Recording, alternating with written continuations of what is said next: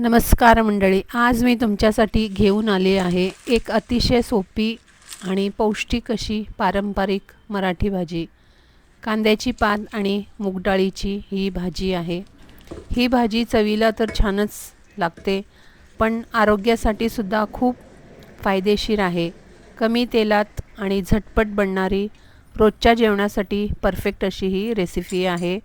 चला तर मग वेळ न घालवता आपण रेसिपीला सुरुवात करूया। सर्वप्रथम आपण इथे एक कढईमध्ये 2 मोठे चम्मच तेल घेतलेले आहे आणि मोहरी तडतडली की जिरं टाकायचं आहे।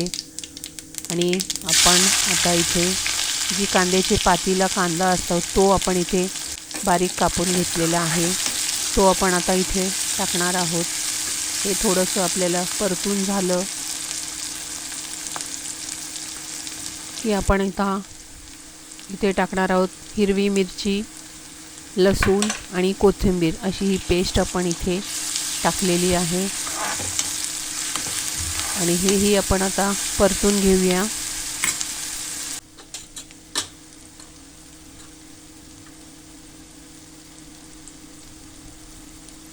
आणि इथे हळद टाकलेली आहे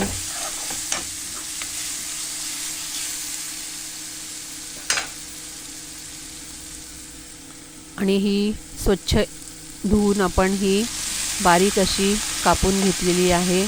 एक जुडी ही कांद्याची पात आहे, हे आपण आता इथे टाकलेलं आहे। ही भाजी पोळी भाकरी किंवा भातासोबत ही खूपच छान लागते। लहान मुलांपासून वयोवृद्धापर्यंत सगळ्यांसाठी ही भाजी उत्तम आहे। इथे आपण अर्धा वाटी मुगाची डाळ स्वच्छ धुवून अर्धा तास भिजत ठेवलेली आहे आणि हे आता आपण इथे टाकणार आहोत।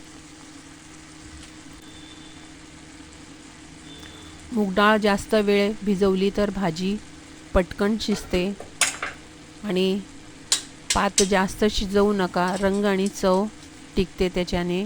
कमी तेलात सुद्धा ही भाजी खूपच चविष्ट लागते।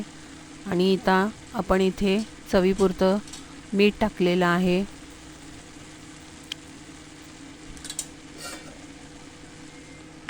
आणि आता आपण इथे झाकण लावून मंद आचेवरती 2 ते 3 मिनिटं आपण ह्याला छान असं वाफ काढून घेतलेली आहे। तुम्ही बघू शकता इथे छान अशी भाजी थोडी अशी नरम होत आलेली आहे। आपण मिक्स करून घेऊया।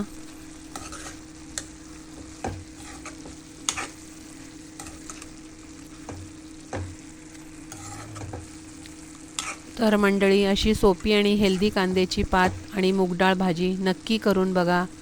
जर रेसिपी आवडली असेल तर लाईक, शेअर आणि सबस्क्राईब करा आणि पुन्हा भेटूया एक नवीन रेसिपी सोबत। तोपर्यंत बाय बाय, टेक केअर।